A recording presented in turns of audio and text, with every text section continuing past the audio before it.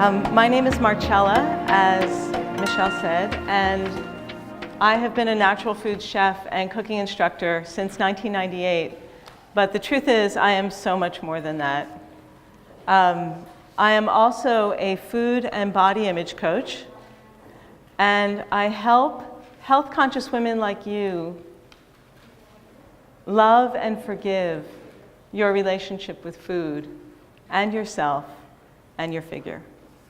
And yesterday when we were playing the Sparked game, somebody asked, one of the questions that came up was, what is the thing you love most about your work?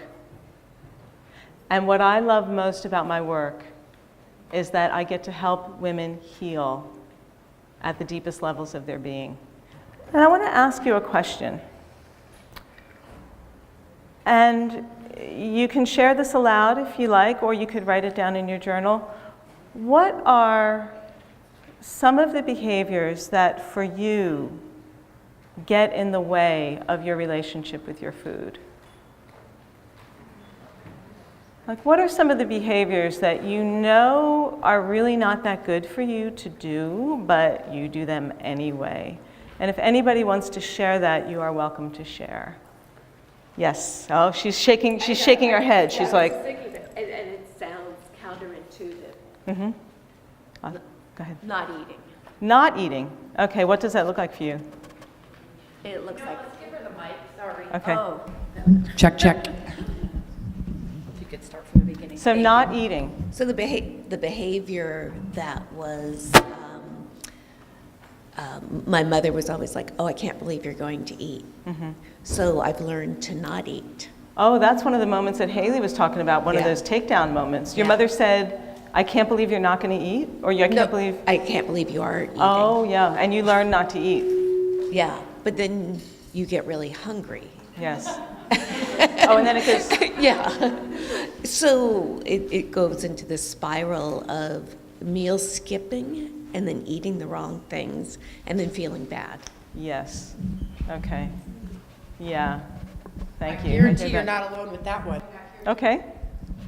I drink coffee all day long and don't eat breakfast or lunch, and then I eat entirely the wrong food for dinner.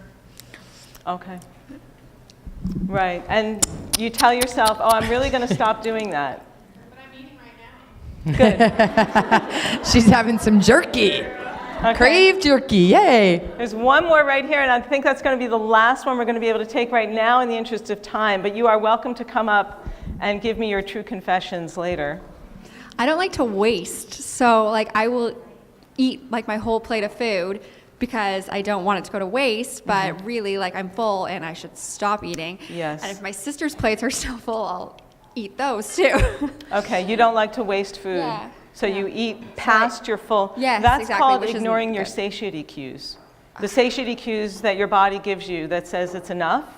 The communication between your brain and your stomach, and then you go, Overboard. you Yeah. bypass it. Oh, no, Yeah. it's not. Okay. Yeah. And then here's the other question that I have for you. What have you made these behaviors mean about yourself? I do this, and therefore that means, etc.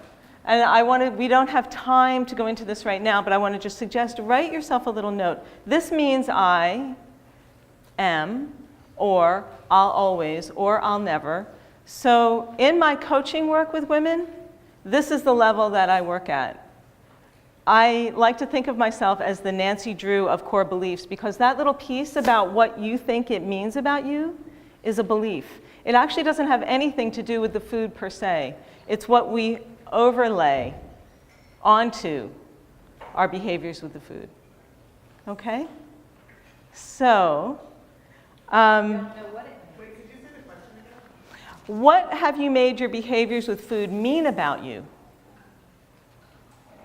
What do you think they mean about who you are? You know, we had this incredible talk by Haley this morning, girl talk, girl power, empowerment, standing up, being confident. And it's like we can go, yeah, and then, right?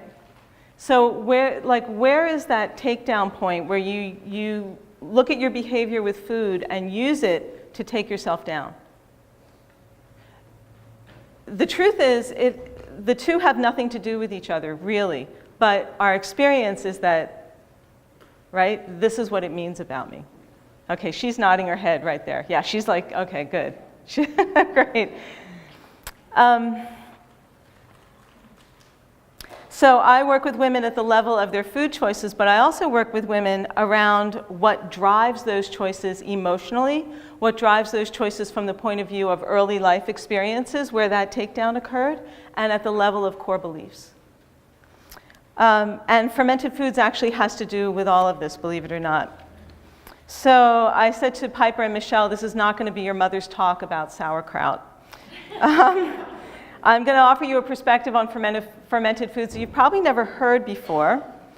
And what I really hope you take away from this is the deep, deep understanding in the core of your being, not just up here, but like all the way down, that your struggles with food are not your fault.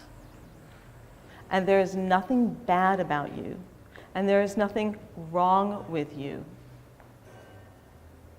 There might have been things in the way, but whatever is in the way can be moved out of the way. But you do have to make that choice.